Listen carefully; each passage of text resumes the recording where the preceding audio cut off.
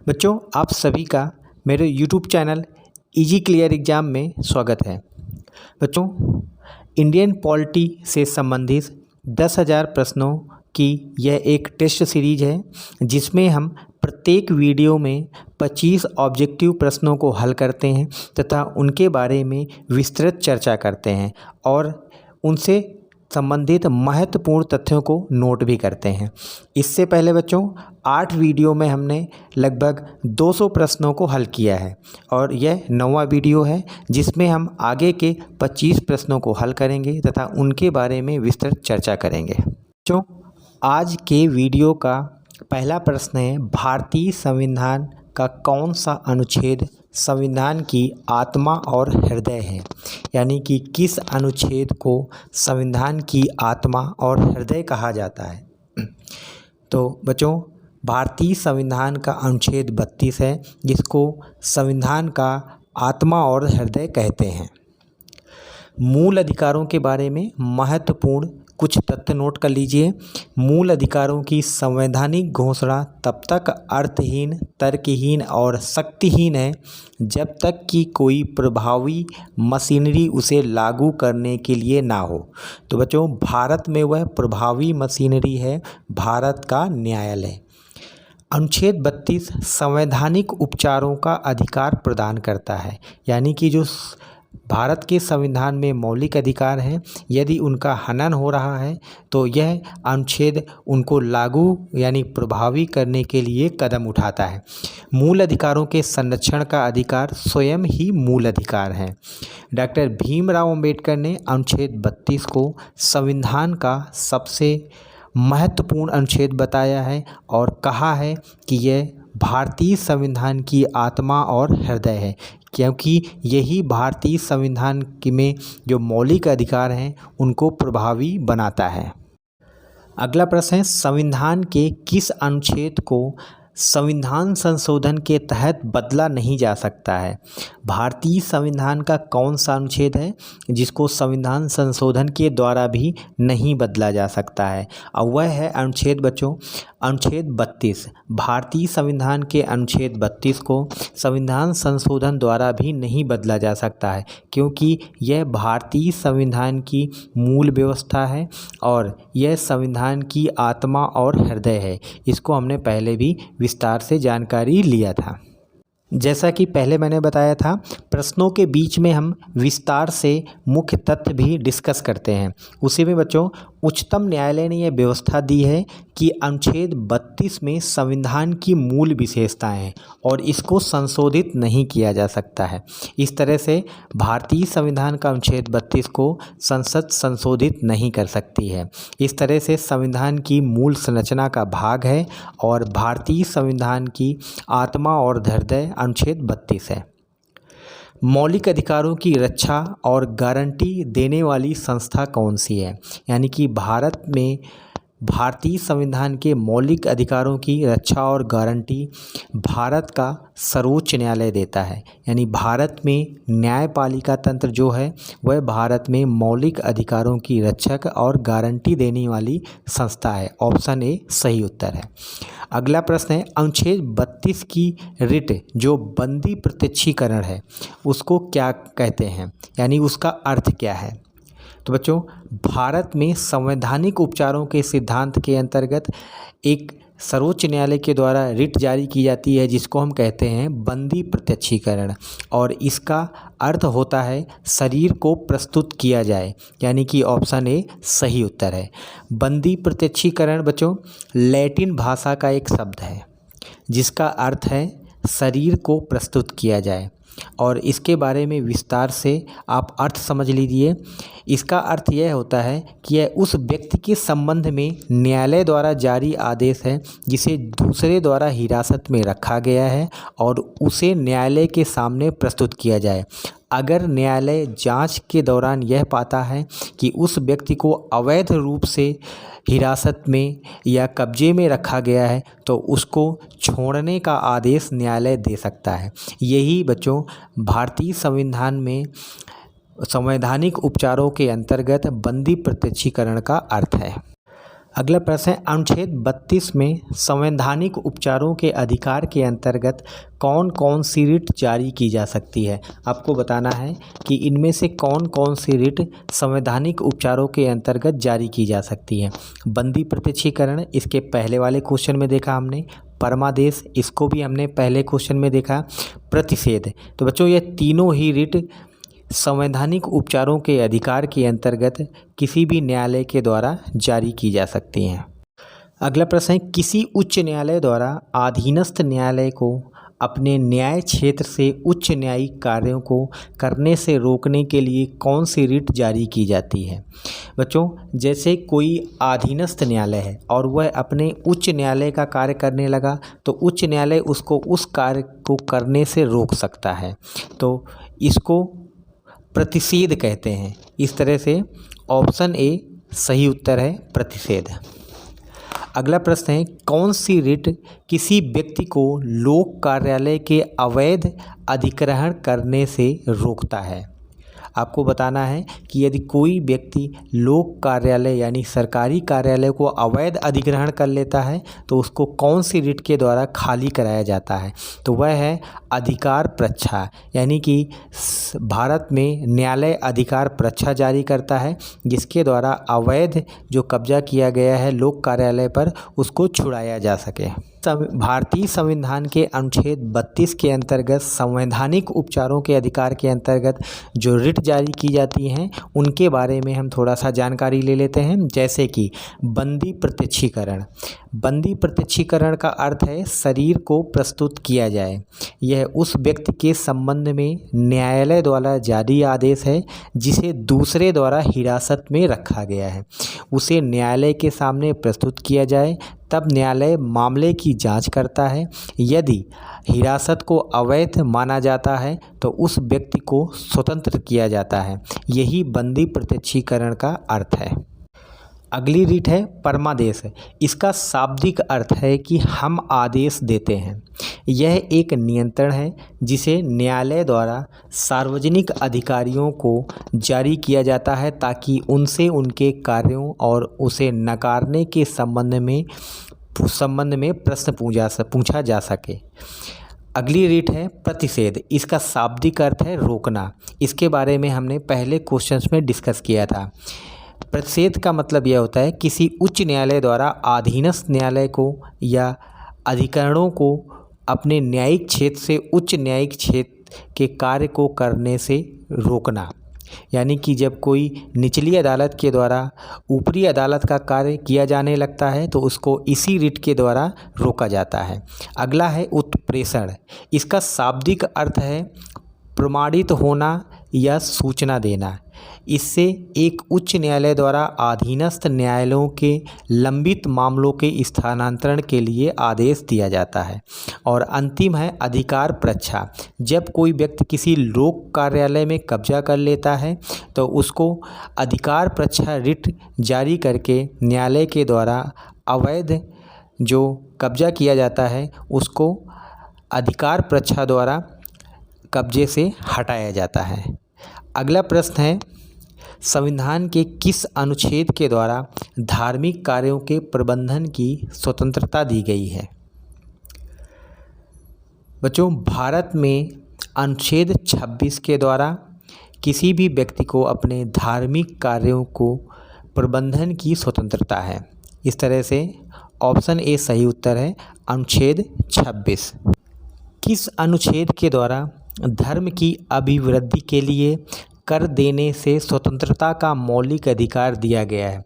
यानी कि राज्य यदि किसी धर्म की अभिवृद्धि के लिए कर लगा रहा है तो उसमें कोई भी व्यक्ति कर देने के लिए स्वतंत्र है और यह उसका मौलिक अधिकार है। तो यह मौलिक अधिकार बच्चों भारतीय संविधान के अनुच्छेद 27 में दिया गया है। किस अनुच्छेद के द्वारा धार्मिक शिक्षा में उपस्थित होने से स्वतंत्रता का मौलिक अधिकार दिया गया है। भारत में यदि कहीं भी किसी शैक्षणिक संस्थान में धार्मिक शिक्षा दी जा रही है तो उसमें व्यक्ति उपस्थित ना होने के लिए स्वतंत्र है और यह उसका मौलिक अधिकार है। और भारतीय संविधान में यह मौलिक अधिकार अनुच्छेद 28 के अंतर्गत दिया गया है।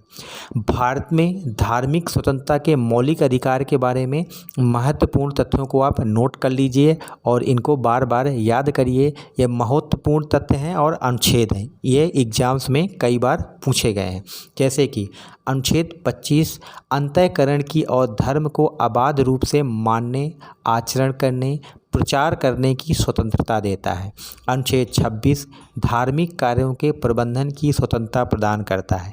अनुच्छेद 27 किसी भी व्यक्ति को किसी विशेष धर्म या धार्मिक संप्रदाय की अभिवृद्धि या पोषण में व्यय करने के लिए करों के संदाय हेतु कर न देने के लिए मौलिक अधिकार प्रदान करता है। यानी कि इस धार्मिक अभिवृद्धि के लिए कोई भी व्यक्ति कर ना देने के लिए स्वतंत्र है। अगर राज्य कर के रूप में एकत्रित धन को किसी भी विशेष धार्मिक स्थान के उत्थान और रख रखाव के लिए भी बाध्य नहीं कर सकता है। यानी कि जो राज्य कर इकट्ठा करता है वह किसी एक धर्म की अभिवृद्धि के लिए उपयोग नहीं किया जाना चाहिए। धार्मिक स्वतंत्रता के मौलिक अधिकार में अनुच्छेद 28 कहता है कि राज्य निधि से पूर्णतः पोषित किसी शिक्षा संस्थान में कोई धार्मिक शिक्षा नहीं दी जाएगी। हालांकि यह व्यवस्था उन संस्थानों में लागू नहीं होती है जिनका प्रशासन राज्य कर रहा हो, लेकिन उनकी स्थापना किसी न्यास के अधीन हुई हो। धार्मिक स्वतंत्रता से संबंधित इन महत्वपूर्ण तथ्यों और अनुच्छेदों को आप अपने नोटबुक में लिख लीजिए। महत्वपूर्ण तथ्य हैं, एग्जाम्स में कई बार पूछे गए हैं। संसद निम्नलिखित में से किस संस्था के सदस्यों के मूल अधिकारों पर प्रतिबंध लगा सकती है? सशस्त्र बल, पुलिस बल, इंटेलिजेंस ब्यूरो। इनमें से किन के सदस्यों पर मूल अधिकारों पर प्रतिबंध संसद लगा सकती है? तो बच्चों, उपरोक्त सभी इन तीनों संस्थाओं के सदस्यों पर संसद अनुच्छेद 33 के अंतर्गत इनके मूल अधिकारों पर उचित प्रतिबंध लगा सकती है। यानी कि संसद में कानून पास किया जाता है और उस आधार पर इनके मौलिक अधिकारों को प्रतिबंधित कर दिया जाता है। संविधान के अनुच्छेद 19 में निम्नलिखित में से कौन सा मौलिक अधिकार दिया गया है? आपको बताना है कि संविधान के अनुच्छेद 19 में कौन सा मौलिक अधिकार है। वैसे तो भारतीय संविधान के अनुच्छेद 19 में 6 मौलिक अधिकार हैं, लेकिन इसमें से एक ऑप्शन ए सही उत्तर है, वाक्य और अभिव्यक्ति की स्वतंत्रता। संविधान के अनुच्छेद 28 में कौन सा मौलिक अधिकार दिया गया है? बच्चों, भारतीय संविधान अनुच्छेद 28 यह कहता है कि धार्मिक शिक्षा में उपस्थित होने से मौलिक स्वतंत्रता दी गई है। यानी कि मौलिक अधिकार है कि वह व्यक्ति धार्मिक शिक्षा में उपस्थित ना हो। अगला प्रश्न है, राष्ट्रीय आपातकाल किन कारणों के आधार पर लागू हो सकता है? भारत के संविधान में यह प्रावधान किया गया है, किसी आपातकालीन स्थिति से निपटने के लिए राष्ट्रीय आपातकाल लागू किया जा सकता है और वह कारण है युद्ध, बाहरी आक्रमण, सशस्त्र विद्रोह। यानी कि उपरोक्त तीनों। अगला प्रश्न, अनुच्छेद 21 के अंतर्गत कौन सा मौलिक अधिकार दिया गया है? निजता का अधिकार, स्वतंत्रता का, स्वास्थ्य का अधिकार, आश्रय का अधिकार। बच्चों, अनुच्छेद 21 जीवन जीने का अधिकार है। यह एक मौलिक अधिकार है और इसमें तीनों ही शामिल हैं। इस तरह से उपरोक्त सभी। अगला प्रश्न है, नीति निर्देशक तत्वों को किस देश के संविधान से लिया गया है? भारतीय संविधान में लगभग 60 देशों के संविधानों का अवलोकन कर उनके जो महत्वपूर्ण तत्व हैं उनको भारतीय संविधान में शामिल किया गया है। उनमें से नीति निर्देशक तत्वों को आयरलैंड के संविधान से लिया गया है। अगला प्रश्न है, राज्य के नीति निर्देशक सिद्धांत संविधान के किस भाग में हैं? बच्चों, भारत के संविधान में राज्य के नीति निर्देशक सिद्धांतों को संविधान के भाग 4 में रखा गया है। यानी नीति निर्देशक सिद्धांत संविधान के भाग 4 में है। ऑप्शन बी सही उत्तर है। अगला प्रश्न है, आयरलैंड के संविधान में नीति निर्देशक तत्वों को किस देश के संविधान से ग्रहण किया गया था? भारतीय संविधान में हमने नीति निर्देशक तत्वों को आयरलैंड के संविधान से लिया है और वहीं पर आयरलैंड के संविधान में नीति निर्देशक तत्वों को स्पेन के संविधान से लिया गया है। ऑप्शन सी सही उत्तर है। बच्चों, नीति निर्देशक तत्वों के बारे में कुछ महत्वपूर्ण तथ्य आप नोट कर लीजिए या याद रखिए, जैसे कि नीति निर्देशक तत्वों का उल्लेख संविधान के भाग 4 में है। संविधान निर्माताओं ने नीति निर्देशक तत्वों को आयरलैंड के संविधान से लिया है और आयरलैंड के संविधान में नीति निर्देशक तत्वों को स्पेन के संविधान से ग्रहण किया गया है। यानी कि स्पेन के संविधान से नीति निर्देशक तत्वों को आयरलैंड के संविधान में लिया गया है और आयरलैंड के संविधान से हमने अपने संविधान में लिया। भीमराव अंबेडकर ने इन तत्वों को विशेषता वाला बताया है और ग्रेनविल ऑस्टिन ने निर्देशक तत्वों और अधिकारों को संविधान की मूल आत्मा कहा है। नीति निर्देशक तत्वों का मुख्य उद्देश्य यह है बच्चों कि भारत में राज्य जब कोई भी नीति बनाएगा तो इन निर्देशक तत्वों को ध्यान में रखेगा, इसलिए इनको निर्देशक तत्व कहते हैं। अगला प्रश्न है, निम्नलिखित में से कौन सा कथन असत्य है? मौलिक अधिकार न्यायोचित हैं, यह सत्य कथन है। नीति निर्देशक तत्व न्यायोचित हैं, यह असत्य कथन है बच्चों। राज्य के नीति निर्देशक तत्व भाग 4 में उल्लेखित हैं, यह भी सत्य कथन है। मौलिक अधिकार भाग 3 में उल्लेखित हैं, यह भी सत्य कथन है। इस तरह से ऑप्शन बी केवल असत्य कथन है, क्योंकि राज्य के नीति निर्देशक तत्व न्यायोचित नहीं, ये गैर न्यायोचित तत्व हैं। अगला प्रश्न है, संविधान मौलिक कर्तव्य किस देश से लिए गए हैं?